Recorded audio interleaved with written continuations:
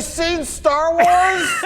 In a recent interview with Collider, J.J. Abrams, who wrote and directed The Force Awakens and The Rise of Skywalker, came out in the interview and said that it would have been better to have a plan. Let's take a listen. You know, you plan things in a certain way, and you suddenly find yourself doing something that's 180 degrees different. And then sometimes it works really well, and you feel like, wow, that really came together. And other times you think, oh my God, I can't believe this is where we are. And sometimes when it's not working out, it's because it's what you planned. And other times when it's not working out, it's because it didn't. It's like you never really know. But having a plan, I have learned in some cases the hard way, is the most critical thing, because otherwise you don't know what you're setting up. You don't know what you're what to emphasize, because if you don't know the inevitable of the story, you're just as good as your last sequence or effect or joke or whatever, but you want to be leading to something inevitable. Unfortunately, this is going to be a conversation we're going to have consistently going forward, talking about the sequel trilogy. It's well known that these things were not very well planned out. Now, when it comes to planning out, people also seem to be lost on, well, what was planned and what wasn't planned. It seems like certain things, like Rey's heritage or Snoke, those things were not planned out. But things like Kylo Ren's character arc, the character arc of Ben Solo, that seems to have been the plan from the word go for this sequel trilogy. But J.J. Abrams was in a unique position because he was going to make The Force Awakens, he would pass on the trilogy to two different guys. It would be Rian Johnson, and after that, Colin Trevorrow. And just before The Last Jedi released, and Colin Trevorrow was just getting the scripts and all the stuff really going for his Star Wars movie, for some reason the people over there at Lucasfilm decided, oh, we actually don't like the route he's taking Episode 9.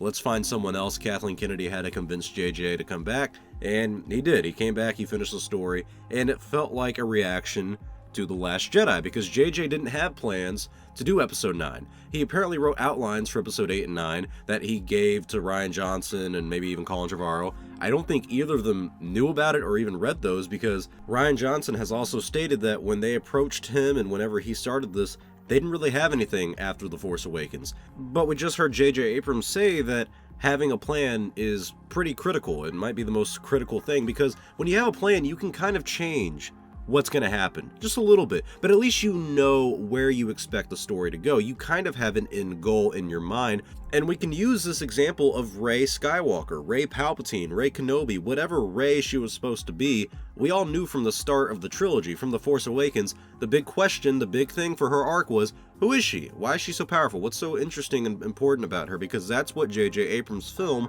set up. Then we pass the story on to Rian Johnson, and he goes, oh, she's nobody.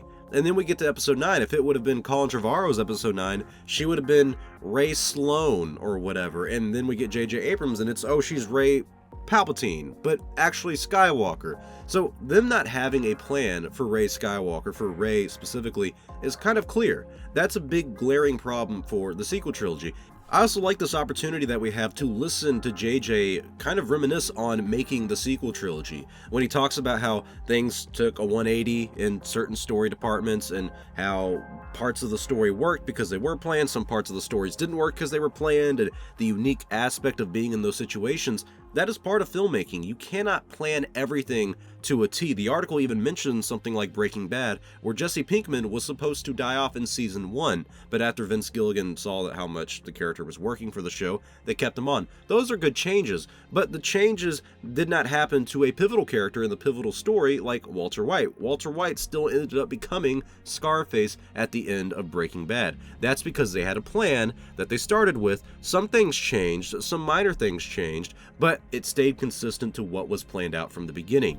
Every single movie in the sequel trilogy is a reactionary movie. It is a reaction to something else in Star Wars. The Force Awakens was made in the original trilogy kind of format because it was a reaction to the negative reaction people had towards the prequels back in the early 2000s and late 90s. J.J. Abrams saw that, so he reacted. He reminded us of what Star Wars used to be before the prequels. The Last Jedi was a reaction to The Force Awakens. Oh, people actually liked the characters from the original trilogy, and then then Rian Johnson had to rewrite the story, delay the movie by 6 months, because he realized there's a lot of people who actually do like Rey, Finn, and Poe, so he put them a little bit more into the story. Episode 9, at least the Rise of Skywalker version, was clearly a reaction to The Last Jedi and the negative reaction people had to that movie.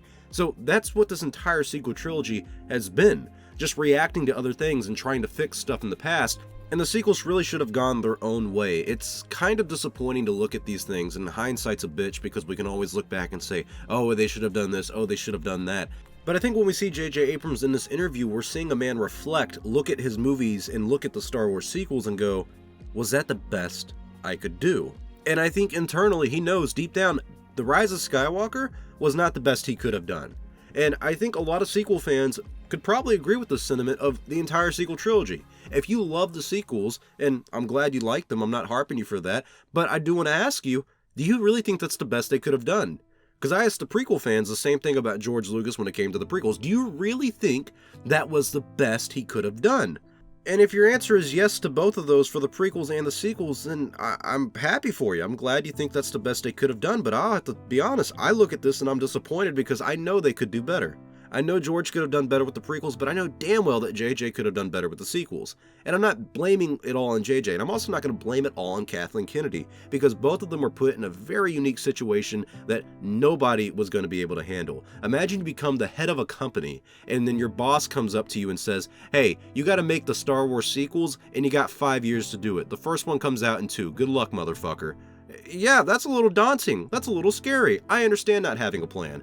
And that's why it's frustrating having a company like Disney own Star Wars and Lucasfilm right now, because clearly the fault of the sequels was, like J.J. Abrams is saying, a lack of planning. If Disney would have given Kathleen Kennedy and the folks over there at Lucasfilm 3 years to get all of the movies either written or planned out to a T, we could have had a sequel trilogy that everyone loved. I mean, imagine if all the Star Wars fandom was like, yeah, that was actually really good and we really enjoyed it. Things would be going really well for Star Wars. That's what happens when people actually appreciate art. I mean, honestly, look at a country like France. I think it's the most visited country in the world, and I think it actually has more tourists normally than it actually does residents, which is really funny. But the point of that is that people go there to see the art. People go there to enjoy art. When you actually make good quality art, people are going to go there and show up, and they're going to pay money to do it. It has a lot of economic value to a country like France.